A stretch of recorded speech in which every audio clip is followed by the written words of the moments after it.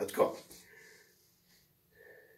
mais la parole de Dieu nous dit que dans les premiers jours, ça n'a pas pris des années, des siècles avant d'avoir de l'herbe. 6e jour. 5e jour. 5e jour. La parole de Dieu a ordonné et ça s'est produit. La même parole qui est toute puissante dans tous les domaines, eh bien, c'est cette parole qui produit la vie. Donc, on vient de parler de la première triade, les premiers 3 jours de la création. Abordons la deuxième triade, en laissant de côté le jour 6, là, jour 4 à 5. Les astres. On va parler des astres. Ce ne sont pas un désastre. On va parler des astres. Verset 14-15. Dieu dit qu'il y ait des luminaires dans le ciel pour séparer le jour d'avec la nuit, que ce soit des signes pour marquer les époques, les jours et les années, et qu'ils servent de luminaires dans l'étendue du ciel pour éclairer la terre. Et cela fut ainsi. Quelque chose qui saute aux yeux, quand on regarde Genèse 1, c'est que Dieu a créé la lumière le premier jour. Oh, et ensuite, il a créé les astres lumineux, 4e jour. Comment ça se fait? Dans notre tête, la cause de la lumière, c'est les astres. Mais pas nécessairement. C'est Dieu qui est lumière. Il peut créer la lumière partout, comme il veut. Et ensuite, concentrer tout ça dans certains astres. Hein? C'est Dieu qui est la source de la lumière. Comme le souligne Raymond Perron dans une série qu'il a faite. Vous pouvez écouter sa série dans C.FM sur la Genèse. Qu'il s'agisse du début de la création ou dans la nouvelle création, il n'y a pas besoin d'astres pour avoir de la lumière. C'est Apocalypse 22. Apocalypse 22, qu'est-ce que ça dit? Un volontaire, oui, volontaire pour lire. Apocalypse 22, 1 à 5. 1 à 6. Un ou une volontaire, lire bien fort pour nos auditeurs. Après cela, l'ange me fit voir un feu d'eau vive, clair comme du cristal, qui sortait du trône de Dieu et de la nuit. Et au milieu de la place de la ville, et sur les bords du fleuve, il était un arbre de vie portant 12 fruits, rendant son fruit chaque mois. Et les feuilles de l'arbre étaient pour la guérison des gentils. Il y aura plus aucun anathème. Et le trône de Dieu et de l'agneau sera en elle, et ses serviteurs le serviront. Ils verront sa face et son nom sera sur leur front. Il n'y aura plus de nuit, il n'y aura plus besoin de lampe, ni de lumière du soleil, parce que le Seigneur Dieu les éclairera, et il régnera de siècle en siècle. Et verset 6, il me dit, ces paroles sont certaines et véritables. Et le Seigneur Dieu, les esprits, les prophètes, a envoyé son ange pour montrer à ses serviteurs les choses qui doivent arriver bientôt. Donc, que ce soit au début de la création, à la fin de la création, à la nouvelle création, Dieu montre qu'il n'y a pas besoin de lampadaire, de luminaire. Il est lumière, lui-même. Le grand luminaire, le soleil mesure quoi? 1 391 900 km. Approximativement. Hein? Quand même, grand luminaire. Ben, grand à nos yeux, oui, mais grand en réalité, parce que le petit luminaire, la Lune, est pas mal plus petite que la Terre, puis plus petite que le Soleil, parce que le Soleil, hey, mon ami, quand on voit des schémas, là, des fois, là, combien de fois la Terre pourrait rentrer dans le Soleil? 10 fois. Oh! Des milliers de fois. Il y a 1000 terres au moins qui pourraient rentrer dans le Soleil. C'est merveilleux comment Dieu a fait les choses pour qu'on soit situé à la bonne distance. Hein? À la bonne distance. Si on était, je sais pas, une centaine de kilomètres plus proche, ce ne serait pas aussi vivable. Ou des milliers de kilomètres. Ou plus loin. Hein? La Lune, 3475 km de diamètre. Diamètre, hein, c'est ça. La Terre, 12 756. OK, 12 700. Puis l'autre, c'est 13 millions. 1300 millions. En tout cas, ça fait beaucoup. Beaucoup plus. On sait que la Lune agit comme un miroir. Elle n'émet pas d'elle-même, elle est comme un miroir, elle réfléchit la lumière du soleil. Dieu établit les étoiles aussi, dans leur innombrable diversité. Hein, on voit qu'elles sont innombrables parce que Dieu a dit dans Genèse, quand il parlait à Abraham, « Compte les étoiles si tu peux les compter. » Puis à un autre passage, il parle même à Abraham, il dit, « Je vais te multiplier à l'infini. » Bon, ça ne veut pas dire que les étoiles, il y en a à l'infini, parce que seul Dieu est infini. La créature est finie, elle est limitée. Il y a un nombre limité d'étoiles. Mais ça apparaît infini pour nous, innombrable. Seul Dieu, quand on connaît le nombre, c'est comme le nombre des élus. Dieu a dit à Abraham, je vais te multiplier à l'infini. Ça ne veut pas dire qu'il y a un nombre infini d'élus, d'enfants de Dieu, le fils d'Abraham. Ça apparaît infini pour nous. C'est comme dans Apocalypse 7. Apocalypse 7, il dit, il y a une foule devant le trône que nul ne peut compter. Attends, que nul ne peut compter, c'est ça. Nul. Oui, mais Dieu, lui, il les a comptés. Il ne veut pas dire que c'est infini. Dieu, il dit dans la Confession de foi 1689, Dieu a élu un nombre déterminé de gens. Pas un de plus, pas un de moins. Non, c'est quoi l'utilité de ces luminaires? Séparer le jour d'avec la nuit. C'est vrai que ça varie un peu selon l'endroit où on est. Si on est au pôle Nord, quasiment 6 mois de nuit, 6 mois de jour. Mais bon, c'est quand même. Le rôle est là quand même. C'est des signes pour marquer les époques, les jours, les années. Hein? Verset 14. Tant les étoiles, le soleil, la lune, pour éclairer la terre. Et cela fut ainsi. Verset 17. Dieu les plaça dans l'étendue du ciel pour éclairer la terre, pour présider au jour et à la nuit, et pour séparer la lumière d'avec les ténèbres. Dieu vit que cela était bon. Quelqu'un pourrait dire, ouais, mais c'est une vision géocentrique de l'univers. Tout est fait en fonction de la Terre. C'est une vision archaïque, parce qu'on sait que l'univers est pas mal plus grand que le système solaire. C'est pas une vision géocentrique de l'univers, parce que on voit dans le reste de la Bible que l'univers est très grand. Par contre, on pourrait dire une vision géocentrique du plan de Dieu, parce que les humains, il n'y en a pas, il n'est pas dit qu'il y en a sur les autres planètes, que Jésus est mort pour des créatures sur les autres planètes. Dieu a tant aimé le monde qu'il a donné son Fils unique, afin que quiconque croit en lui ne périsse point, et puis qu'il ait la vie éternelle. Jésus est venu sur terre, sur la terre.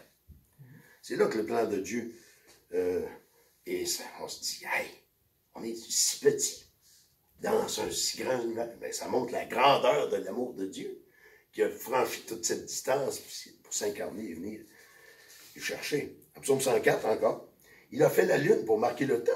Le soleil, que c'est quand il doit se coucher? Hey, c'est le temps d'aller te coucher, là. On dit ça à nos enfants. Tu amènes, qu'est-ce qu'il dit ici? Tu amènes les ténèbres et il est nuit. Alors, tous les animaux des forêts sont en mouvement. Les lionceaux rugissent après la proie. Ils demandent à Dieu leur nourriture. Le soleil se lève. Ils se retirent et se couchent dans leur tanière. Hein? Un quart de nuit, quart de jour. Il y en a qui travaillent la nuit pour eux autres, dans la forêt. Ainsi, il y eut un soir, il y eut un matin, ce fut le 4e jour.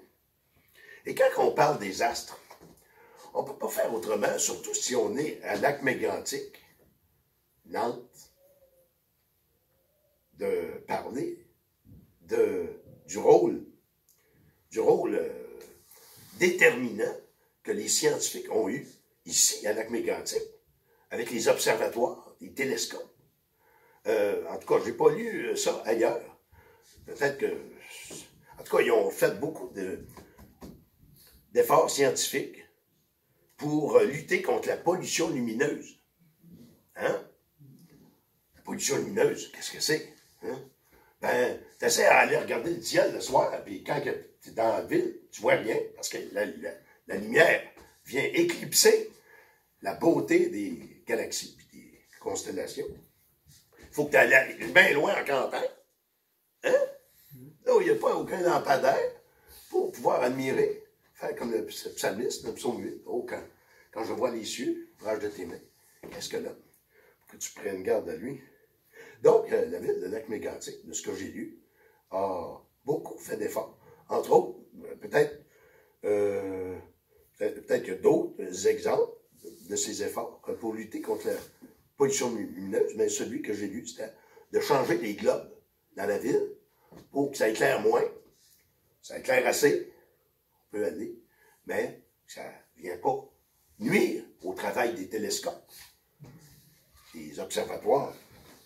Il faudrait un jour que je vienne, je suis un passionné d'astronomie, il faudrait bien que j'aille venir, que je vienne faire un tour, voir ces observatoires-là aussi. Donc, ça c'est le jour 4. Le jour 5, les poissons et les oiseaux. Dieu dit, verset 20, que les eaux produisent en abondance des animaux vivants et que les oiseaux volent sur la terre vers le ciel, vers l'étendue du ciel. Dieu créa les grands poissons et tous les animaux vivants qui se meuvent et que les eaux produisent en abondance selon leur espèce. Dieu a créé. C'est ça. Donc, le mot créé, il apparaît là. Hein? Dieu a créé les grands poissons. C'est de la vie animée qui n'était pas là avant. Hein? C'est différent. Un poisson. Même une anémone. Moi, avant, je pensais à une anémone, c'est comme un végétal. Non, c'est un être vivant, doué de tentacules, qui se nourrissent d'autres êtres. Donc, Dieu a créé ce qu'il n'y avait pas avant.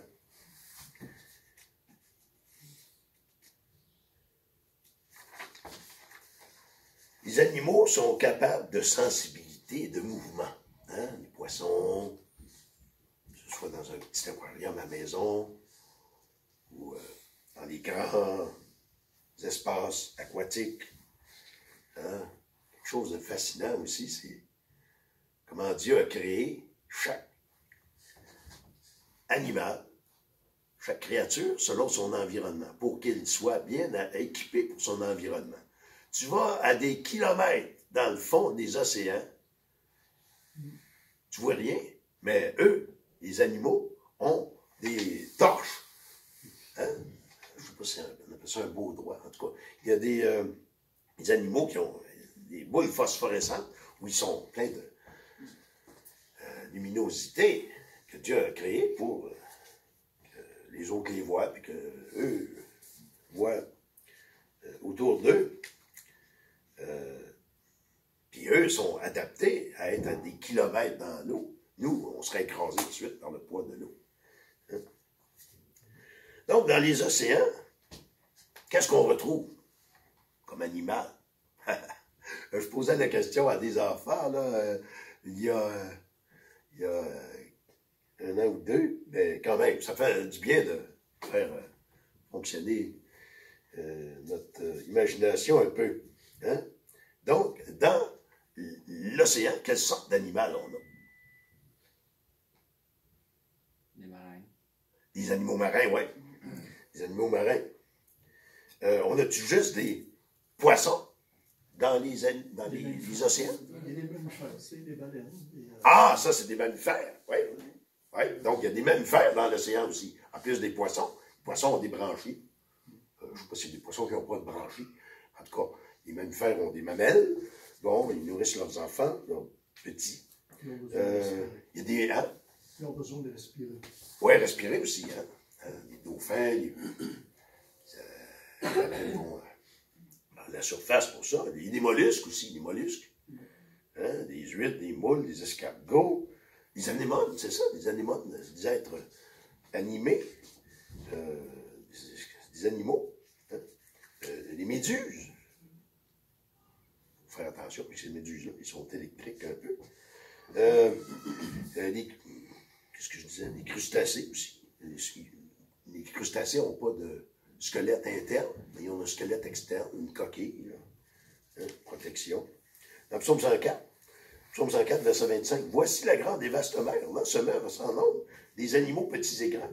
Là se promènent les navires et ce léviathan que tu as formé pour se jouer dans les flots. Tous ces animaux espèrent en toi pour que tu leur donnes la nourriture en son temps. On avait un chant à l'école chrétienne à Victo, basé sur ce verset-là. Tu la leur donnes et ils la recueillent. Tu ouvres ta main et ils se rassasient de bien. Tu caches ta face et ils sont tremblants. Tu leur retires le souffle et ils expirent. Ils retournent dans la poussière. Tu envoies ton souffle et ils sont créés et tu renouvelles la face de la terre.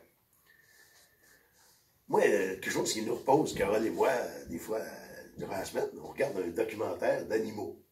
Hein? Que ce soit dans le Nord ou ailleurs. Ah, c'est reposant. Des fois, on coupe le son même. Juste les images.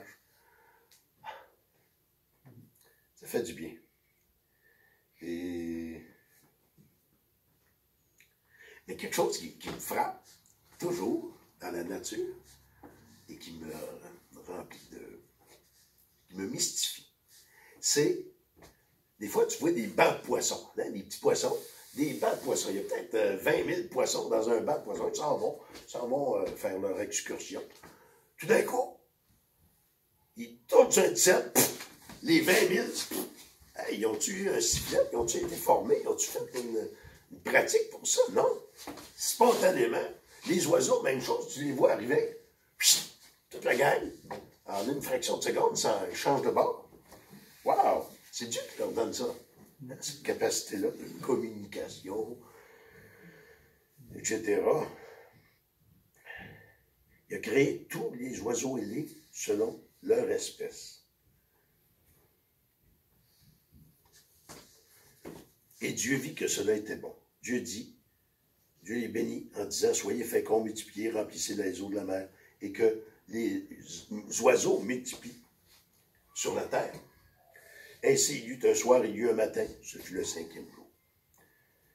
Bon, Dieu voulant. Une autre fois, on regardera le 6e jour. Bon, les principes spirituels maintenant appliqués. Qu'est-ce qu'on peut retrouver dans ces versets-là, appliqués dans notre vie spirituelle? Quelque chose, un truc, là, quand vous lisez la Bible ou l'Ancien Testament, essayez de trouver des versets dans le Nouveau Testament qui sont cités dans le passage, que ce soit Genèse ou ailleurs. OK? Et le seul passage dans le Nouveau Testament qui cite Genèse 1, c'est... Jean 1. Oui, il y a une allusion assez semblable, mais ce n'est pas une citation de Genèse 1. Jean 1, c'est une adaptation de Genèse 1, peut-être. Mais l'apôtre Paul, dans 2 Corinthiens 4,6, il dit « Car Dieu qui a dit, la lumière brillera du sein des ténèbres. » Là, c'est une citation de Genèse 1. « Il a fait briller la lumière dans nos cœurs pour faire resplendir la connaissance de la gloire de Dieu sur la face de Christ. » Paul applique ce principe-là de la création de la lumière. Il l'applique à notre réalité spirituelle, qu'on a besoin de la lumière de Dieu, du Saint-Esprit qui vient éclairer nos cœurs, nos ténèbres. Quelque chose de très important, parce que sans la lumière du Saint-Esprit, on ne peut pas comprendre la parole, même si on la lisait toute notre vie. Il y en a qui font leur carrière de ça, ils enseignent dans les universités, mais ils ne comprennent pas la base. Hein, du salut par grâce, hein, c'est intellectuel. Ça ne veut pas dire que tout...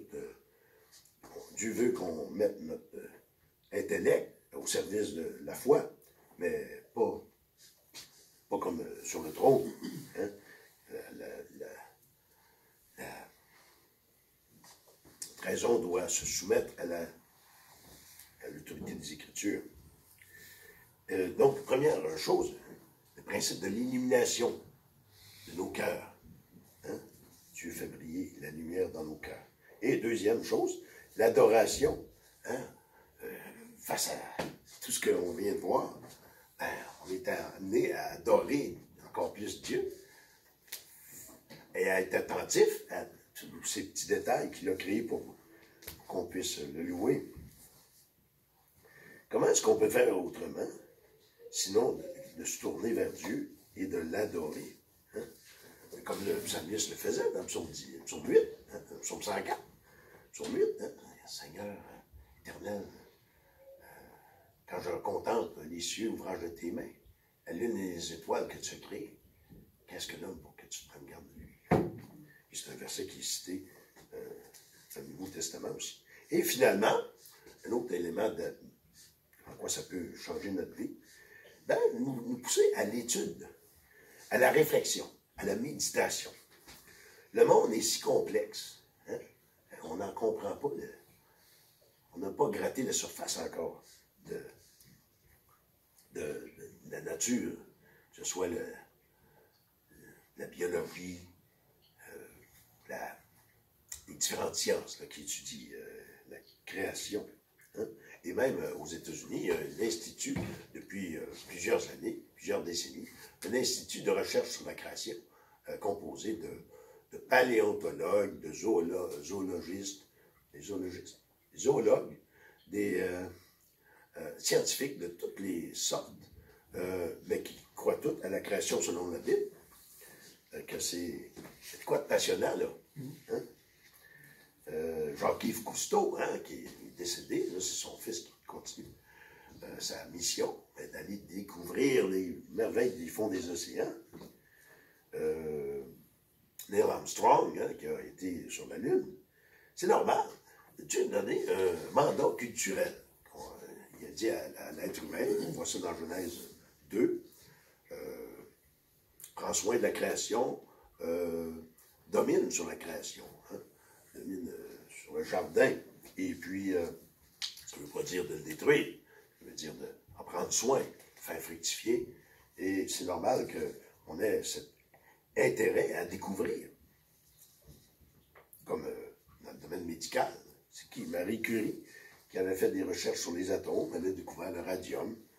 Bon, la nature, l'étude de la nature est très importante, parce que c'est le monde de Dieu.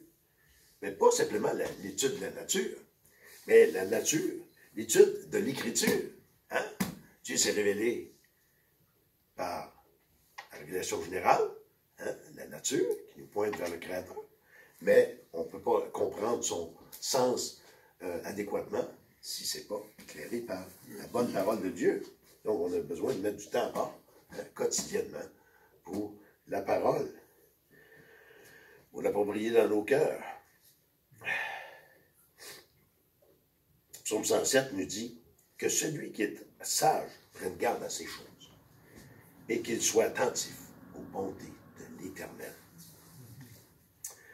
Bien, que le Seigneur puisse bénir ses paroles à nos cœurs et nous aider à être des corps meilleurs adorateurs dans notre marche de tous les jours. Être attentif. Des fois, on est pressé, hein, on s'en va au travail. Oh là, je suis en retard, tout ça. On est pressé. Mais prenons le temps de lever les yeux au ciel. Que ce soit dans un endroit plus campagnard ou n'importe où. Pour dire, Seigneur, merci pour la vie que tu me donnes. Merci pour soutenir toutes choses. Comme il dit, Dieu soutient toutes choses par sa parole. Il a créé toutes choses. Et il soutient toutes choses par sa parole toute puissante. Hein? La nature. La nature, c'est comme un luthiste. Hein? Non, un luthiste. Luthiste, c'est quelqu'un qui joue du luth. Un lutteur, c'est quelqu'un qui fait de la lutte. Mais un luthier, c'est quelqu'un qui fabrique des guitares ou des instruments de musique comme les violons. Si un luthier, fabrique une guitare, il met la guitare là, ben, c'est joli, c'est brun, mais ça ne fait pas de son. Il faut que quelqu'un joue. Dieu a créé l'univers. Mais l'univers ne fonctionne pas par soi-même. Il y en a qui disent ça. Oh Dieu, démarrer l'univers, puis tout marche dans les lois qui sont établies. Oui, il y a des lois qui sont établies. Mais c'est Dieu qui fait fonctionner chaque aspect de la création. On appelle ça le déisme, la doctrine, qui dit que Dieu a créé, mais tout marche de façon indépendante. Non. La doctrine biblique, c'est pas le déisme, c'est le théisme. Le théisme biblique, c'est que Dieu a créé et Dieu intervient dans ses créations constamment, dans chaque aspect. Ouais. Ben, prions. Seigneur notre Dieu, merci pour ta bonté, merci pour être le Dieu créateur, le Dieu sustentateur, celui qui soutient toutes choses et qui amène toutes choses au but pour lequel tu l'as créé. Un jour, ce sera les nouveaux cieux, une nouvelle terre. Il n'y aura plus de décès, plus de mort, plus de maladies. Les premières choses auront disparu, plus de mort, plus de péché. Mais tout sera harmonie complète. Seigneur, on aspire à cela. Viens, Seigneur Jésus. Mais en attendant, ben, garde-nous et donne-nous de profiter des moyens que tu nous donnes pour nous perfectionner dans la sainteté. Au nom de Jésus, prions. Amen.